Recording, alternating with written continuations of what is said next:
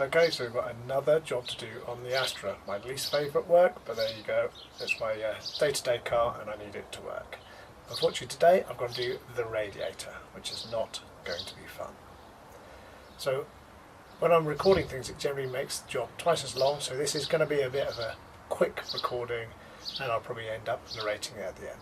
So the first part is to undo these and remove this front grille.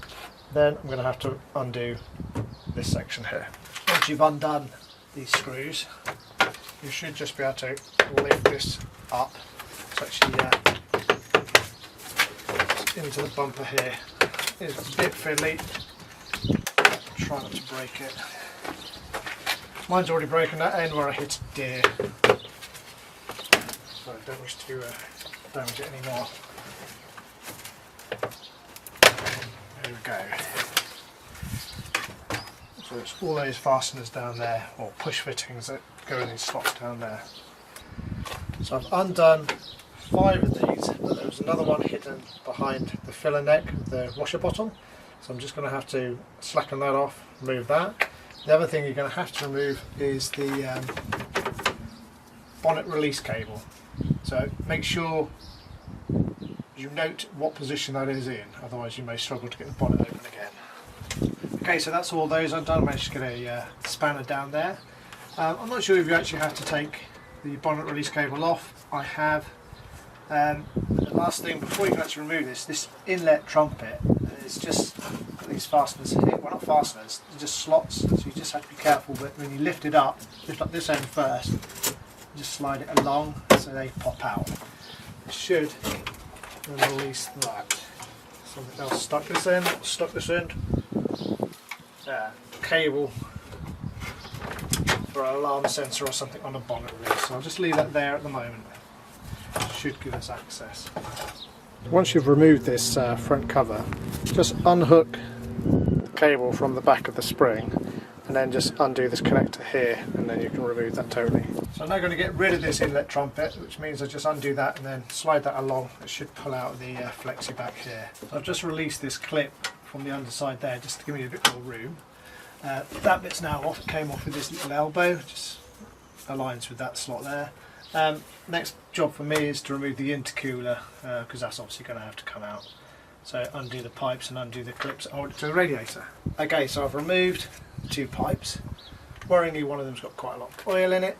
Then removed the self tapper here, but it's also held at the bottom of 2 E8 torque fittings. So I have to undo those. Then that'll be the intercooler out. Okay, so I can't get the intercooler off at the moment. The fasteners down the bottom here are rusted solid. So I'm going to try and take the radiator out with that on it. So I'm just removing all the pipes at the moment that are attached to it, and then I will do the pipes where I can reach them. Okay, so I've removed the bottom hose down this end here.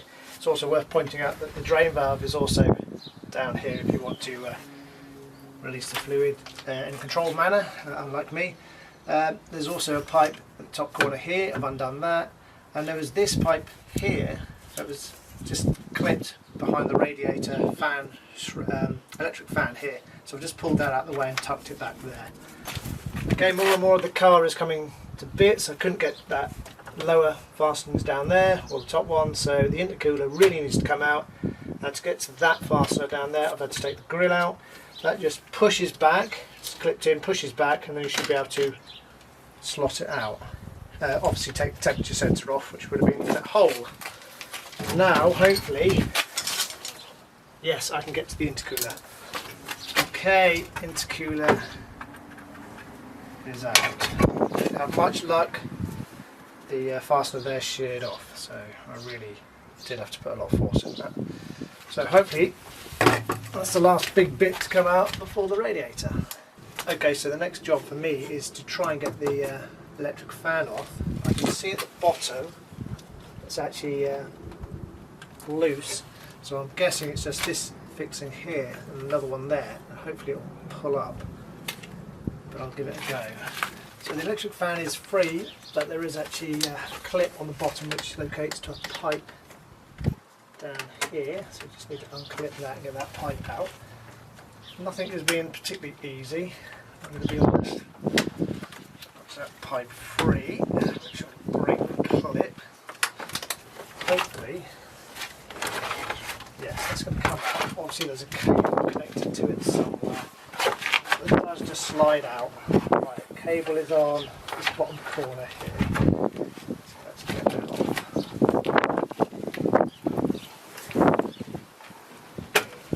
There we go, that went too hard for a change.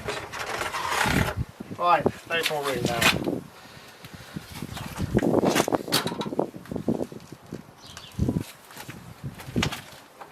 Now I can get to those bottom fixings there, that top hose there, and hopefully that's the radiator out. I'm just on the last one of these fixings to what I would call a cross member. Not very easy to get to on one, like 3 extensions and a universal joint down here. Okay. Hopefully, once that's out, drop the radiator down and allow me to wiggle it out the top. All the way down there. There we go.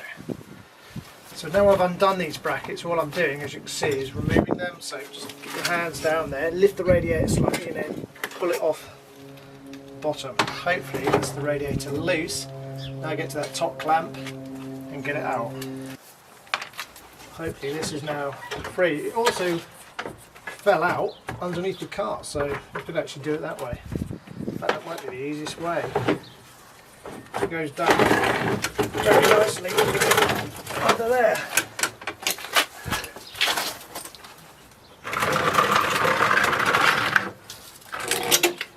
So there you go, radiator is out.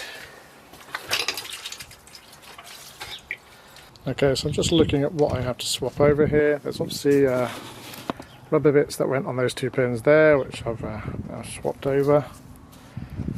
Then you've got like captive things.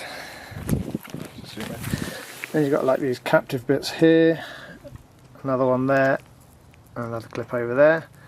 You've then got the clip on the far side there that holds the little pipes in, and there's probably a few more on the front.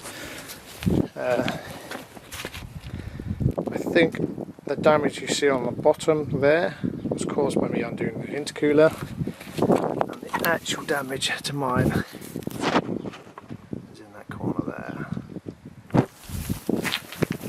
Okay, so before I fit the new radiator, we're just checking everything fits correctly, and it's a good opportunity to show you how the fan fits in. Got this little bit here, there's here. What you're aiming for is that and that, so that should go in like so. Then you'll have 2 fasteners, one there and one there. So that's not too much of a problem, that fits okay. But what I'm going to have problems with is the intercooler, mainly because I've lost both of those fasteners there. So the intercooler should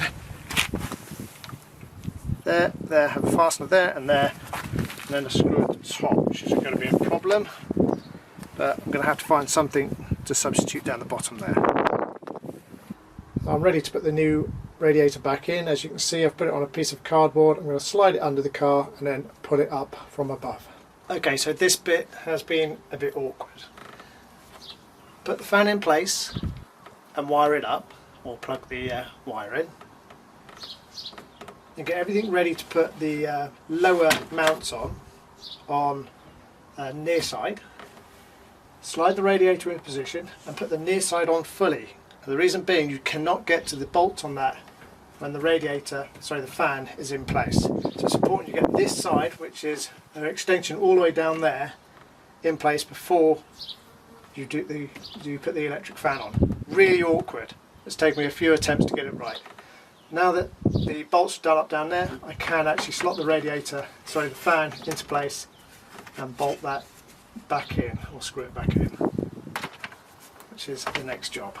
Okay, so the electric fan is now back on and tightened up, but I've realised I've forgotten to do that hose on this side. So what I've done is I've lifted that out the way to give me space down there to the hose. So should be able to get that on now, get all the hoses on, and then look at the intercooler. Okay, just for the record, you can get to the hose down there. I've left the latch on so you can see. So the next job for me is to get all these other pipes in the right place, clipped along the back here. Swap the other pipe out on the corner down here, and do the other pipe on the other side, the main radiator pipe. Okay, so all of the hoses are back on the radiator. I haven't put the intercooler back on, but it's now lunchtime, so I've filled the system back up with water. I'm just going to leave that with the cardboard underneath the car, just in case one of the hoses hasn't gone on right. And then after lunch, hopefully fit the intercooler, put the grill back on, and that will be nearly done. Okay, so I've had my lunch and come back, and there's no leaks, so I've then put the intercooler in. That actually goes in quite easily. There's the two fastenings at the bottom and a self-tapper at the top. Obviously I had to fix the bottom ones because they were both trashed from the old one. So next part is to do the front cross member, or that top cross member, and then do the grill. Okay, my mistake: before you get the cross member back in, get that air scoop back in and make sure it's gone in the hole. Okay, so that's that front cross member back in and bolted down, and then I've just put the screw for the washer bottle there. Next thing for me to do is the bonnet cable release, and that's a screw that goes in there. You must make sure you get it right and test it before you shut the bonnet. Okay, I'm just going to zoom in on this. This is the clip that holds the bonnet release cable in. So I haven't done that up very tight at the moment. What's important is you grab this and pull it as far as you can. At the same time, coming around here, down here, I don't know if this is going to pick it up, I'll try and zoom in. Down there you should be able to see the end of the wire completely engaged with the hook. Because it's got a step on, it can not step correctly. Then we're going to get a torch.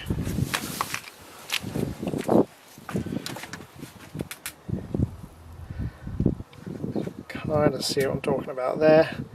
That's the end of the cable, right on the end of that hoop. It must be engaged there. It's very easy. You can see the step too. We'll leave it a bit far out.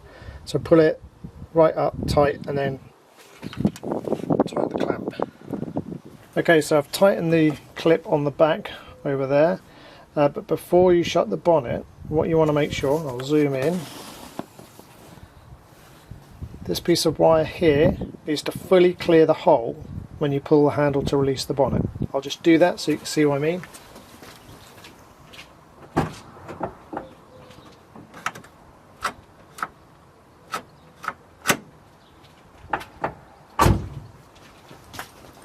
If that piece of wire doesn't fully clear the hole, then you might not release the bonnet. Okay, so I've put the lower grill back in. It's easier to do it at this stage where you can feed it in from behind.